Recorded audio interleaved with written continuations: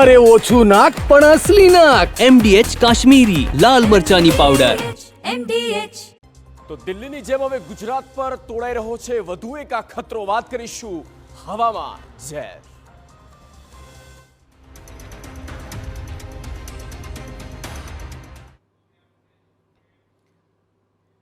શિયાળાની શરૂઆતમાં બગડી રહી છે હવાની ગુણવત્તા.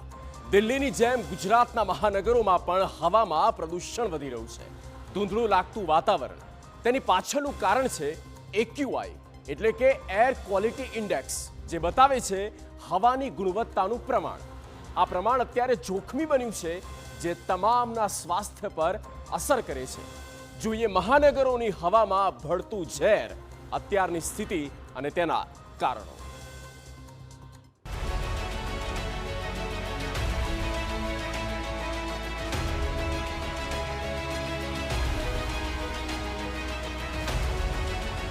બગડતી હવાથી વધતું સ્વાસ્થ્ય પર જોખમ અને તેનો નિકાલ શું તેની ચિંતા. આ પરિસ્થિતિ આવી છે આપણી વચ્ચે, એટલે કે ગુજરાતના શહેરોમાં.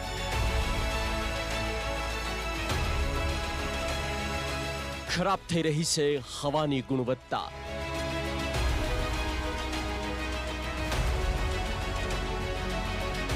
દિલ્હી જેવી ઝેરી હવા હવે ગુજરાતમાં.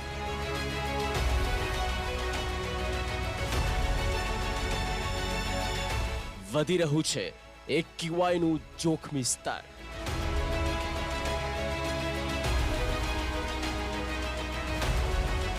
મેટ્રો સિટી અમદાવાદમાં જોખમી સ્તરે પહોંચી હવાની ગુણવત્તા. શહેરનો સરેરાશ AQI 200ની નજીક પહોંચ્યો. અનેક વિસ્તારોમાં AQI 200ને પાર થયું છે. સરદાર પટેલ સ્ટેડિયમ નવરંગપુરા પાસે AQI 214 નોંધાયો. બોડકદેવમાં AQI 212, વિક્રમનગરમાં 208 નોંધાયો. જ્યારે શાહીબાગ, વટવા, ચાંદખેડામાં પણ પ્રદૂષિત હવા. મણિનગર, લાલ દરવાજા સહિતના વિસ્તારમાં AQI 180 થી 200ની વચ્ચે આવ્યો. સવારે 10:30 વાગ્યાની આસપાસ જે આંકડા સામે આવ્યા, તેમાં અમદાવાદ શહેરનો સરેરાશ AQI 199ની નજીક જોવા મળ્યો. શહેરના અનેક વિસ્તારોમાં 190 થી વધુ AQI હોવાનું સામે આવ્યું. ઉલ્લેખનીય છે કે 150 થી ઉપરનું AQI હવાની ગુણવત્તા અત્યંત ખરાબ હોવાથી શહેરીજનોની ચિંતા વધી છે. રાજકોટની વાત કરીએ તો રાજકોટમાં હવાની ગુણવત્તા ચિંતાજનક સ્તરે પહોંચી. શહેરના અનેક વિસ્તારમાં AQI 300ને પાર ગયો. સોરઠિયાવાડી RMC સેન્ટ્રલ ઝોન કચેરી પાસે પ્રદૂષણનું સ્તર વધ્યું. જામ ટાવર વિસ્તારમાં હવાની ગુણવત્તા ચિંતાજનક દેખાઈ. હવામાં રચકણ અને ધુમ્મસની માત્રા વધુ હોવાથી પ્રદૂષણમાં વધારો થયો છે. સવારે 10:30ની આસપાસ પણ શહેરનો સરેરાશ AQI 250 જેટલો નોંધાયો હતો, જેની માત્રા ઘણી વધારે ગણી શકાય. સુરતમાં હવાની ગુણવત્તા અત્યંત જોખમી. સુરત શહેરમાં AQI 250ને પાર પહોંચ્યો. 5 દિવસથી હવાના પ્રદૂષણમાં સતત વધારો નોંધાયો. વેસુ, અલથાણ, ઉધના, સચિનમાં ચિંતાજનક સ્થિતિ. પાંડેસરામાં, પાલમાં પણ AQI નોંધાયો ઊંચો. ધુમ્મસ ભરેલા વાતાવરણને લીધે શહેરીજનોને હાલાકી પડી રહી છે. વધતા પ્રદૂષણ વચ્ચે અઠવા ગેટ ખાતે મૂકેલી ડિસ્પ્લે પણ બંધ છે.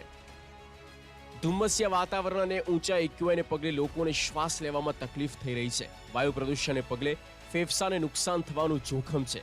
વધતા વાયુ પ્રદૂષણ અટકાવવા માટેના પગલાં તો નથી લેવા રહ્યા, પણ લોકો હવાની ગુણવત્તા શું છે તે પણ જાણે તેમનાથી છુપાવવાનો પ્રયાસ કરી રહ્યો છે. સુરત શહેરમાં હાલ સ્મોગ જોવા મળી રહ્યું છે. છેલ્લા 5 દિવસથી સુરત શહેરના હવા વાતાવરણમાં પ્રદૂષણ વધી ગયું છે, જેથી AQI 250ને પાર થઈ ગયો છે. આ સ્થિતિમાં હવાની ગુણવત્તા ગંભીર કેટેગરીમાં કહી શકાય. સુરત શહેરના વેસુ હોય, અલથાણ હોય, ઉધના હોય, સચિન હોય, પાંડેસરા હોય, પાલ હોય કે પછી સુરત શહેરના અઠવા ગેટ વિસ્તાર હોય, આ વિસ્તારોમાં આ સ્થિતિ જોવા મળી રહી છે. ઉત્તર પશ્ચિમના પવનોથી ધુમાડાના કણો જે હોય એ જમીન નજીક જ રહી જાય છે. વડોદરામાં હવાની ગુણવત્તા બની જોખમી. વડોદરા શહેરમાં વાયુ પ્રદૂષણનું સ્તર ચિંતાજનક બન્યું. શહેરના વિવિધ વિસ્તારમાં એર ક્વોલિટીનો આંકડો 170 થી વધુ નોંધાયો, જે મધ્યમથી ખરાબ શ્રેણીમાં આવે છે.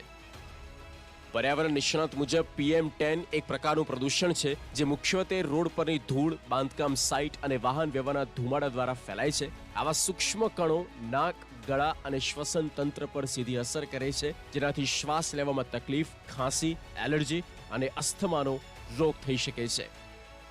આ મહાનગરોમાં સ્થિતિ ખરાબ થઈ રહી છે. સૌથી ખરાબ શ્રેણીમાં હોય તો તે છે સુરતની હવા. અને હજુ આ શરૂઆત છે. ઠંડી હજુ વધશે ત્યારે એક્યુઆઈ તેની ભયજનક લાઈન પાર કરશે તો જોખમ તો વધવાનું. Bureau report, TV9.